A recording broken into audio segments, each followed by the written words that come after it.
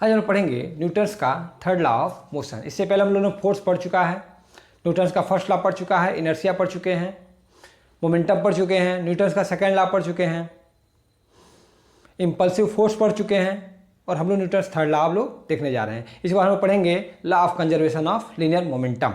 ठीक है, तो Newton's third law of motion, heading डालिए Newton's third law of motion. चलिए, न्यूटन्स थर्ड लॉ क्या कहता है। सबसे पहले एग्जांपल हम लोग देखते हैं कि जब हमें कोई बॉल को दीवार पे जब हम मारते हैं तो वो फिर दीवार से लौट के हमारे हाथों पे आ जाती है या पीछे चली जाती है कहीं भी। यानी जब भी हमने किसी ऑब्जेक्ट पर फोर्स लगा के फेंका, यानी बॉल को हमने फोर्स लगा के जब फेंका तो जो बॉल है वो दीवार पे फोर्स लगाई, तो क्या दीवार ने ही उतना ही फोर्स लगाया? आप धीरे से फेंको तो नीचे गिर जाएगी, और बहुत तेज फेंको यानी ज़्यादा फोर्स लगा के फेंको तो वो गेंद अपोजिट डायरेक्शन में दूर तक जाती है। यानी हम जितना फोर्स लगा रहे हैं उतना ही फोर्स वो बॉल भी उस पर लगा रही है। यानी न्यूटन्स का थर्ड लॉ ये कहता है कि जब भी कोई ऑब्जेक्ट है जिसका मास m1 है, अगर वो किसी ऑब्जेक्ट पे जिसका मास m2 है उस पर फोर्स लगाती है तो ये जो ऑब्जेक्ट है इस पर भी उतना ही फोर्स लगाता है। यानी अगर मैं कहूँ F21 यानी 2 पे 1 के कारण जो फोर्स लगेगा, अगर ये ऑब्जेक्ट इस पर फोर्स लगाता है, कौन सा फोर्स? F21 मतलब 2 पे, किसके कारण? 1 पे। तो ये जो 2 है, जो ऑब्जेक्ट M2 है जिसका मास M2 है, सॉरी ऑब्जेक्ट 2 जिसका मास M2 है, वो M1 वाले ऑब्जेक्ट पे जिसका मास M1 है उस पर एक अपोजिट डायरेक्शन में एक फोर्स लगाएगा जिसको कहेंगे F12। यानी 1 पे 2 के कारण जो फोर्स लगा। तो न्यूटन्स थर्ड लॉ ये कहता है कि every action has equal and opposite reaction. बात समझ में आ रही है? Every action has equal and opposite reaction. जितने फोर्स लगा के जब भी कोई एक ऑब्जेक्ट दूसरे ऑब्जेक्ट पर फोर्स लगाता है तो वो ऑब्जेक्ट उतना ही फोर्स अपोजिट डायरेक्शन में उस दूसरे ऑब्जेक्ट पर लगाता है। यानी ये पहला ऑब्जेक्ट दूसरे ऑब्जेक्ट पर लगाएगा और दूसरा ऑब्जेक्ट पहले ऑब्जेक्ट पर फोर्स लगाएगा।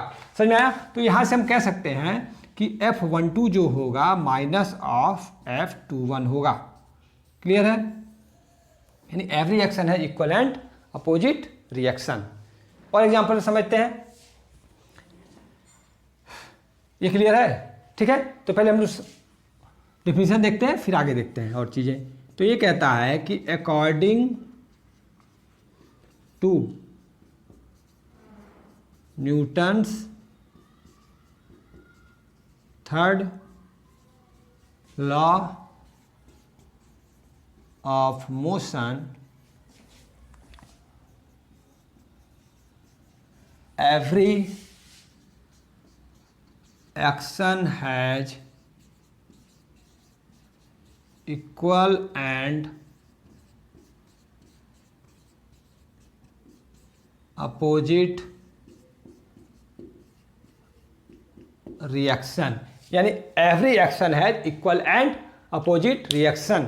यानी जब भी कोई एक ऑब्जेक्ट दूसरे ऑब्जेक्ट पे, इस बात को ध्यान रखना है कि कुछ सेम ऑब्जेक्ट पर फोर्स नहीं लगाएगा, हर ऑब्जेक्ट दूसरे ऑब्जेक्ट पर ही फोर्स लगाएगा। अगर ये इस पर फोर्स लगाएगा तो ये इस पर फोर्स लगाएगा, ये अपने आप पे फोर्स नहीं लगाएगा। तो अगर ये इस पर लगाता है तो ये भी इस पर लगाता है। और एग्जांपल समझते हैं। मान लेते हैं कि एक टेबल है, ठीक है, इस पर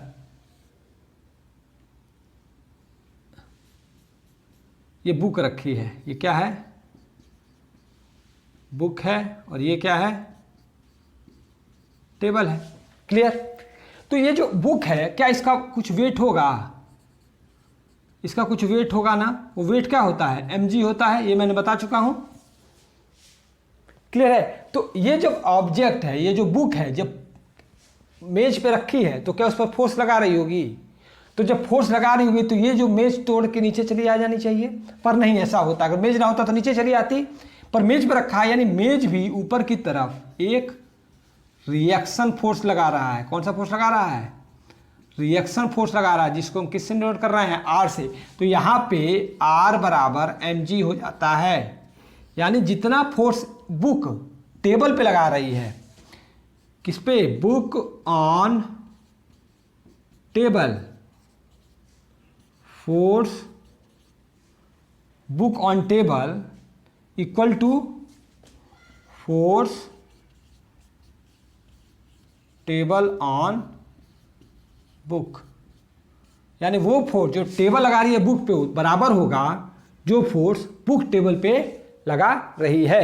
यानी mg जो वेट होगा वो रिएक्शन फोर्स के बराबर होगा, यानी every action has equal and opposite reaction होगा। ये न्यूटन्स का थर्ड लॉ कहता है। नोट कर लीजिए, नोट करिए, पॉज करके नोट कर लिया करिए।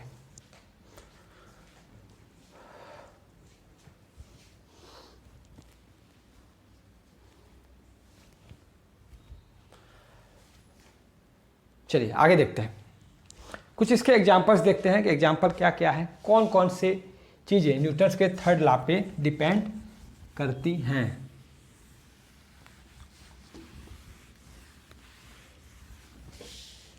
पहला जो सबसे पहला एग्जांपल है, एग्जांपल्स की मैं बात करूं तो जो सबसे पहला एग्जांपल्स होगा वो रॉकेट होगा। जो रॉकेट होता है वो न्यूटन्स के थर्ड लॉ पे काम करता है, न्यूटन्स के थर्ड लॉ पे काम करता है। यानी जितना फोर्स नीचे की तरफ लगता है उतना ही फोर्स ऊपर की तरफ लगता है, तभी ये रॉकेट ऊपर जाता है। समझ में आया? वॉकिंग ऑन फ्लोर, हम किसी भी फ्लोर पे इसलिए चल पा रहे हैं क्योंकि जितना फोर्स हम फ्लोर पे लगा रहे हैं फोर्स भी उतना ही अपोजिट रिएक्शन में फोर्स लगा रहा है, तभी हम चल पा रहे हैं। हम पानी पे क्यों नहीं चल पाते हैं? इसलिए नहीं चल पाते हैं कि जब हम पानी पे फोर्स लगाते हैं तो पानी उतना फोर्स नहीं लगा पाता, इसलिए हम पानी में डूब जाते हैं। जबकि फ्लोर पे हम चलते हैं तो जितना एक्शन फोर्स लगाते हैं फ्लोर भी उतना ही फोर्स लगाती है। क्लियर है? इसीलिए अंतरिक्ष में, आसमान में लोग उड़ते हैं। क्यों उड़ते हैं? क्योंकि ग्रेविटी नहीं होती है। ठीक है, समझ में आया? ग्रेविटेशनल फोर्स नहीं तो वॉकिंग ऑन फ्लोर, ये भी क्या है? न्यूटन्स के थर्ड लॉ पे ही काम करता है। तीसरा क्या कहता है? Fire of bullet from gun, जब किसी बंदूक से गोली चलाई जाती है तो जितनी फोर्स लगा के गोली आगे की तरफ जाती है उतना ही एक्शन में, रिएक्शन में अपोजिट फोर्स पीछे की तरफ लगता है, इसलिए झटका मारता है। लोग कहते हैं कि बंदूक चला सबके पास की बात नहीं है, जो हेल्दी हो वही चला पाता है। क्यों? क्योंकि जब हम गोली चलाते हैं तो जितना फोर्स आगे की तरफ गोली जब निकलती है तो लगता है उतना ही रिएक्शन फोर्स पीछे की तरफ लगता है, तो कंधे पर चोट लग जाती है कभी कभी। क्लियर है? जो लोग चलाना जानते हो क्लियर है। तो ये गन भी होती है, किस पर काम करती है? न्यूटन्स के थर्ड लॉ पे काम करती है। क्लियर? अच्छा, और क्या? एक एग्जांपल और समझते हैं। जैसे मान लीजिए ये बोट है और इस पर एक आदमी बैठा है। यहाँ पे क्या आ गया? यहाँ पे मान लो अर्थ आ गया, अर्थ नहीं कह सकते हैं, सरफेस आ गया मान लो। ठीक है, और यहाँ पे मान लो पानी है।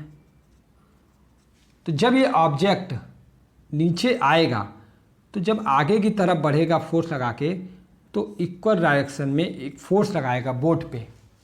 तो वही बोट क्या होती है? पीछे की तरफ खिसके, जब वो उतरेगा तो आगे की तरफ फोर्स लगाएगा तो बोट क्या होगी? पीछे की तरफ खिसकेगी, इसलिए इसको बांध के रखा जाता है। ठीक है ना? तो सेलर, तो ये सब क्या है? न्यूटन्स के थर्ड लॉ पे काम करते हैं। समझ में आया कैसे काम होता है? नोट कर लीजिए, पॉज करके नोट कर लिया करिए।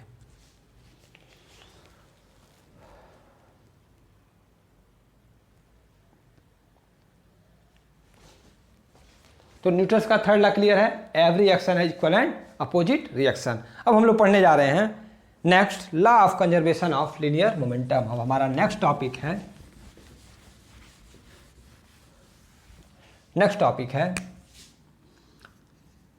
लॉ ऑफ कंजर्वेशन ऑफ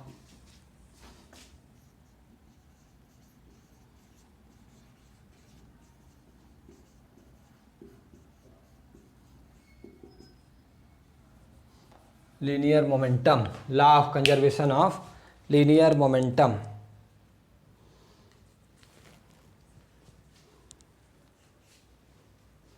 क्या कहता है? पहले इसको समझते हैं क्या कहता है। ठीक है ना? वो ये कह रहा है कि अगर कोई एक ऑब्जेक्ट है जिसका मास m है, इस पर एक फोर्स मान लीजिए इधर लगा F1, इधर लगा F2, इसका वेट mg नीचे लगेगा, रिएक्शन फोर्स R ऊपर लगेगा। तो अगर वो ये कहता है कि इफ़ अगर नेट फोर्स जीरो है, नेट फोर्स क्या है, किसी भी ऑब्जेक्ट पे जीरो है, तो मोमेंटम क्या होगा, कंजर्व होगा। प्रूफ करते हैं, देखिए कैसे। एफ नेट अगर जीरो है, आपको पता है कि जो फोर्स होता है वो rate of change of linear momentum होता है। Force is directly proportional according to Newton से सेकेंड लॉ। ये कैसे है, from second law, delta P upon delta T equal to zero. Clear. तो जब delta P upon delta T equal to zero, तो delta P equal to zero लिख सकता हूँ मैं, यहाँ से यहाँ मल्टीप्लाई किया, तो यहाँ से मैं लिख सकता हूँ कि P F minus P I equal to zero, यानी final momentum equal to initial momentum. तो यहाँ से प्रूव कर सकते हैं ना कि जो फाइनल मोमेंटम है वो इनिशियल मोमेंटम के बराबर है। दैट इज मोमेंटम क्या है, दैट इज लीनियर मोमेंटम क्या है हमारा, लीनियर मोमेंटम इज कंजर्व। हमारा लीनियर मोमेंटम क्या है, कंजर्व है। समझ में आया, क्लियर है, नोट करिए।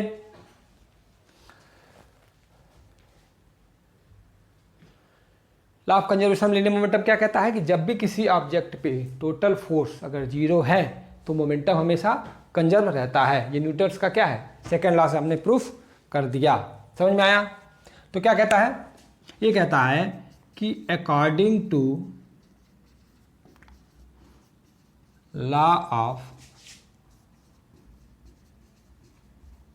Conservation of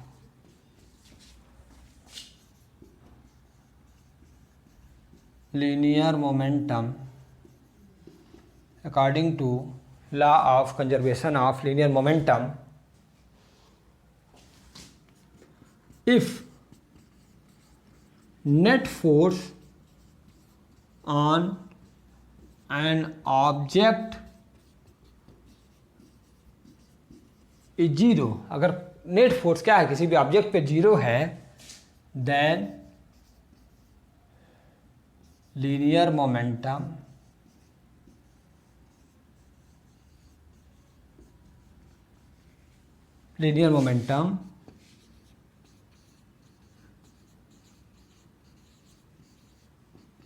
is conserved. तो लीनियर मोमेंटम हमारा क्या है, कंजर्व्ड है। समझ में आया। तो लीनियर मोमेंटम क्या होता है, रिमेन्स कंजर्व्ड, या रिमेन्स बेटर रहेगा यहाँ पे लिखना। समझ में आया कि अगर नेट फोर्स क्या है किसी भी ऑब्जेक्ट पे जीरो है तो मोमेंटम क्या होता है, कंजर्व होता है। ये क्या है, ये हमने प्रूफ किया है किससे, अकॉर्डिंग टू न्यूटन्स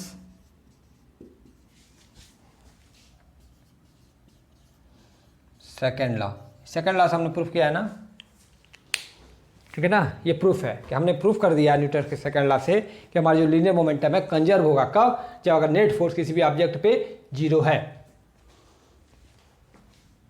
नोट करिए।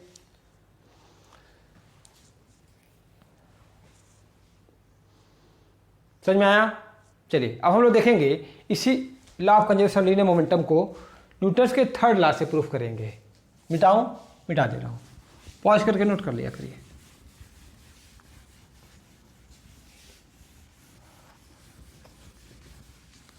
पॉज करके नोट कर लिया करिए, ठीक है। चलिए अब हम लोग प्रूफ करने जा रहे हैं। Proof from Newton's third law. हम लोग न्यूटन्स के थर्ड लॉ से प्रूफ करने जा रहे हैं। चलिए देखते हैं। मान लिया एक ऑब्जेक्ट है जिसका मास है m1 और वो u1 वेलोसिटी से मूव कर रहा है, ठीक। एक ऑब्जेक्ट है जिसका मास है m2 और वो u2 वेलोसिटी से मूव कर रहा है। दोनों एक लाइन में मूव कर रहे हैं। If u1 greater than u2, अगर इसकी वेलोसिटी इससे ज़्यादा होगी तो ये जाके इससे टकराएगा। जब ये टकराएगा तो क्या सिचुएशन होगी, ये सिचुएशन होगी m1 और m2 एक दूसरे से टकराएंगे तो इस पर एक फोर्स लगाएगा, कौन सा, F21। तो ये भी अकॉर्डिंग टू न्यूटन्स के थर्ड लॉ से इस पर फोर्स लगाएगा।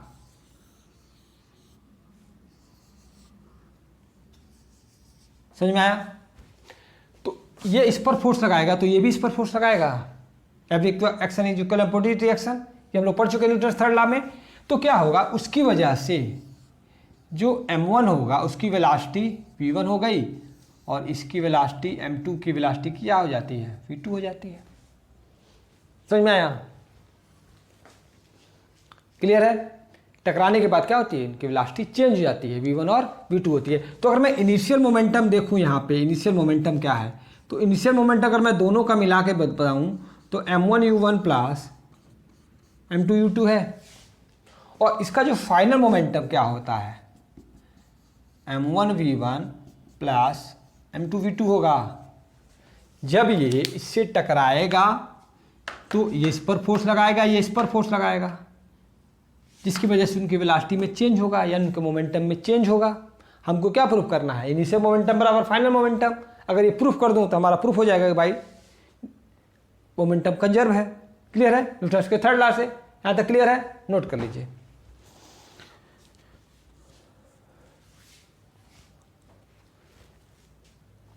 पॉज करके नोट कर लिया करिए। चलिए आगे बढ़ते हैं। तो न्यूटन्स का थर्ड लॉ क्या कहता है, न्यूटन्स का थर्ड लॉ ये कहता है कि F12 is equal to F21 minus में, यही तो कहता है न्यूटन्स का थर्ड लॉ, यही कहता है ना, F12 is equal to minus F21।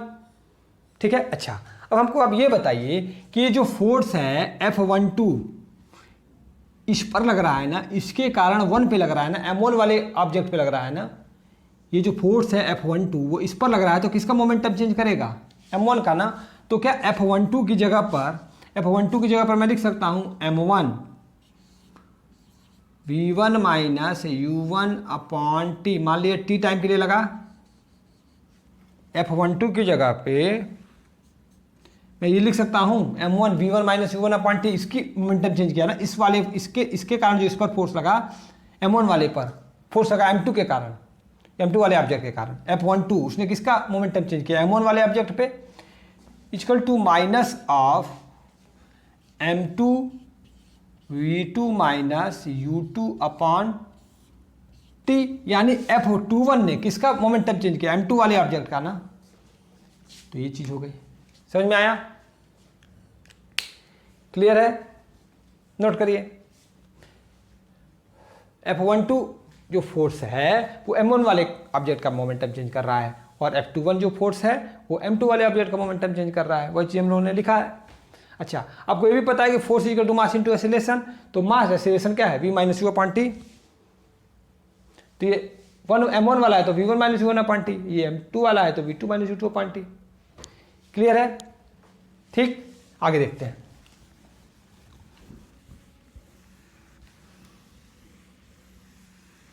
चलिए, तो इस t से ये t कट गया तो क्या हो जाएगा, मैं लिख सकता हूं m1 v1 minus u1 is equal to minus of m2 v2 minus u2। Clear? ये लिख सकते हैं। आगे बढ़ते हैं। तो m1 v1 minus m1 u1 is equal to minus of m2 v2 plus m2 u2 लिख सकता हूं मैं। क्लियर? अब इस m1 को u1 को उधर लेके चले जाओ, तो m1 u1 plus m2 u2, और इसको इधर लेके चले आओ तो m1 v1 plus m2 v2 हो गया कि नहीं? समझ में आया? चीजें क्लियर है? m1 v1 plus m2 v2 equal to m1 u1 plus m2 u2 हो गया। प्रूफ ना? प्रूफ हो गया। देखिए मैंने बताया भी था, इनिशियल मोमेंटम है ना, ये फाइनल मोमेंटम है और ये इनिशियल मोमेंटम है।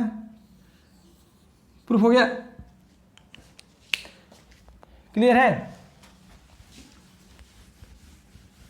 नोट कर लीजिए। तो हम लोगों ने प्रूफ कर दिया ना कि न्यूटन्स के थर्ड लॉ से भी मोमेंटम को प्रूफ कर दिया कि मोमेंटम कंजर्व है। देखिए m1u1 प्लस m2v2 इनसे मोमेंटम आया था ना, और final momentum m1v1 plus m2v2 आया था ना, तो मोमेंटम कंजर्व रहा ना। नोट कर लीजिए, पॉज करके नोट कर लिया करिए।